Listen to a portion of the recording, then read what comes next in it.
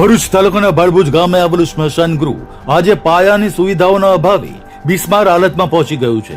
આસપાસના અંદાજે 25 ગામોના 50,000 થી વધુ લોકો અંતિમ સંસ્કાર માટે આ સ્મશાન ગૃહ પર નિર્ભર હોવા છતાં અહીં મૂળભૂત સુવિધાઓનો ગંભીર અભાવ જોવા મળી રહ્યો છે। સ્મશાન ગૃહમાં મૃતદેહના અંતિમ સંસ્કાર માટે બનાવવામાં આવેલી ચિતાની સગડીઓ અનેક જગ્યાએથી તૂટેલી અને જર્જરિત હાલતમાં છે। પરિણામે અંતિમ વિધિ દરમિયાન મૃતકના પરિજનોને ભારે મુશ્કેલીનો સામનો કરવો પડી રહ્યો છે। વર્ષોથી યોગ્ય મરામત ન થતા ડાઘુઓ કફોડી હાલતમાં મુકાઈ રહ્યા છે। આ ઉપરાંત મૃતદેહને અંતિમ સ્નાન કરાવવા માટે પાણીની કોઈ કાયમી વ્યવસ્થા ઉપલબ્ધ નથી, જેના કારણે શોકગ્રસ્ત પરિવારજનોને નદી કિનારેથી પાણી લાવવાની ફરજ પડી રહી છે। સ્મશાન ગૃહ પર બનાવવામાં આવેલું શેડ પણ અત્યંત જર્જરિત હાલતમાં છે।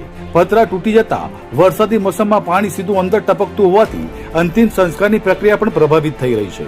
સ્થાનિકોના જણાવ્યા મુજબ ભાડભુજનું આ સ્મશાન ગૃહ માત્ર એક ગામ જ નહીં પરંતુ આસપાસના લગભગ 25 ગામોના લોકો માટે અંતિમ સંસ્કારનું મુખ્ય સ્થળ છે। છતાં એ મજબૂત વ્યવસ્થા અને અન્ય જરૂરી સુવિધાઓનો મોટો અભાવ જોવા મળી રહ્યો છે।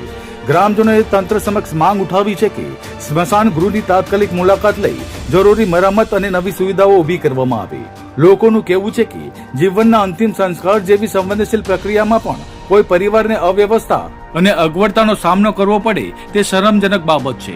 માટે તંત્રએ આ મુદ્દે તાત્કાલિક અને સંવેદનશીલ કાર્યવાહી કરવી જરૂરી બની છે। મારું નામ પ્રવીણસિંહ ચુડાસમા, હું આમદરા ગામનો વતની છું અને આજ રોજ અમારા કાકીમાનું અવસાન થયેલ, જેના કારણે આજે સ્મશાને આવવાનું થયેલ। તો સ્મશાનની એટલી બધી દયનીય હાલત છે કે જ્યાં ઊભું રહેતા પણ વિચાર કરવો પડે એવું છે। જો કદાચ ત્યાં ઊભા રહીએ અને કોઈ ઉપરથી બીમ પડે કે કોલમ પડે એવી પરિસ્થિતિ છે સ્મશાનની, તો જેમાં મૃત્યુ કદાચ કોઈ થઈ શકે, કોઈ હાનિ થાય તો મૃત્યુ પણ થઈ શકે એવી પરિસ્થિતિ છે આ સ્મશાનની।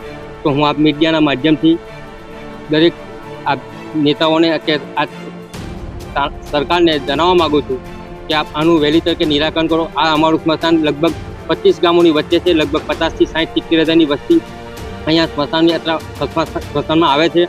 તો હું આપ મીડિયાના માધ્યમથી જણાવું છું કે આ તાત્કાલિક આનું કોઈ નિરાકરણ આવે અને આને કંઈક સમારકામ કરાવે। અહીંયા સુવિધા કંઈ નહીં, સ્મશાનમાં કોઈ સુવિધા નથી અને સ્મશાનમાં અત્યારે આપ જોઈ શકો છો કે જે ચિતા છે એની એક સાઈડનું સ્ટેન્ડ છે, ચિતા જલાવવા માટેનું સ્ટેન્ડ આવે ને એ એક સાઈડનું છે, એક સાઈડે છે જ નથી। આપ જોઈ શકો છો, આપણી રૂબરૂમાં જોઈ શકો છો। તો એક સાઈડે કઈ રીતના એને આપણે ચિતામાં બેસાડવું? પાણીની પણ વ્યવસ્થા નથી, મોટર પણ છે તે હાલ બગડેલી હાલતમાં છે, નદીમાં જઈ શકાય એવું નથી। તો પાણી માટે ચિતાને કંઈક અભિષેક પાણી જે કરવું હોય તો કંઈ છે નહીં અને ઉપરના પતરા બિલકુલ છે જ નથી।